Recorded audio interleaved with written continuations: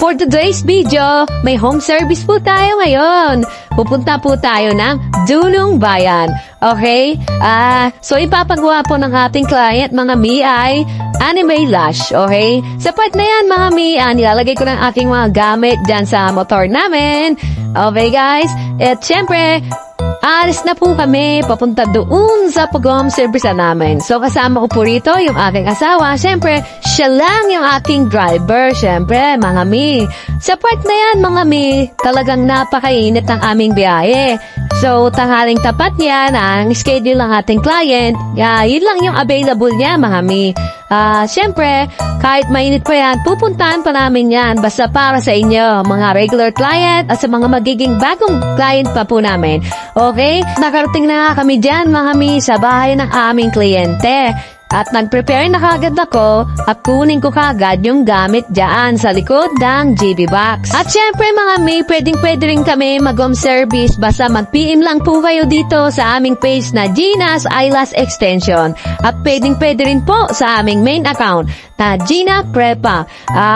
Agad-agad po naman ako magre-reply kung sino-sino po ang gusto magpalagay ng ating eyelash extension, mga mi. At ayun na nga, nandito na kami sa loob ng bahay ng ating kliyente. Grabe, napaka-cute ang kanyang mga aso. Dalawa yung kanyang aso, Shih Tzu. Talagang napaka-cute at talagang napakalalambing. Okay, guys, nagsiset up na ako dito para gawa na yung ating client, mga mi. Okay dyan, mga mi. Sabi ko kay madam, relax lang muna siya at ako'y mag-uumpisa na at maglalagay ng kanyang eyelash extension. Siyempre, mga mi, ang design po ulit ng ating client na sabi ko po kanina ay anime lash po.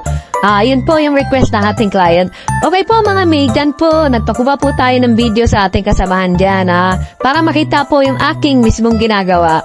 Okay, mga mi, siyempre, kita-kita po sa ating iPads, may parang tanda po kayong nakikita. Napaka-importante po niyan kasi po ayan po ay may mga number po yan. Kasi po ang kanyang design ay anime lash.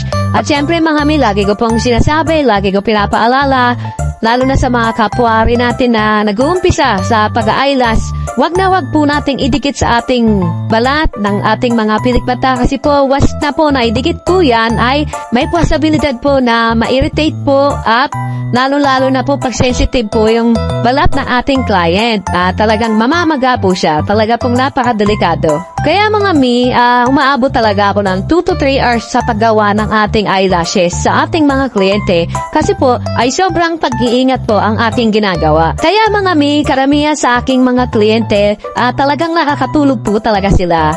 So, syempre, sa 1 to 2 hours po ng ating gawa, talagang makakapagpahinga pa talaga sila. Kaya thankful po ako, mga mi, kasi po, ako po yung napili nila na maglagay po sa kanilang mga pilikmata, eyelash extension po sa mga regular client po natin, tulad ni Madam na netong ginagawa ko po, sobrang thankful po. Kaya mga mi, sa mga gusto magpagawa ng eyelash extension po, ay mag-message lang po kayo sa aking page na Gina's Eyelash Extension, sa aking main account na Gina Prepa. At marami din po tayo mga style doon na ginawa na natin, syempre mga mi, at makakapili po kayo kung ano yung mga design na gusto nyo doon po sa ating page na mga nakapost po lahat. At syempre mga mi, pa-like and follow na rin po ng ating page at pati po yung ating main account, Facebook.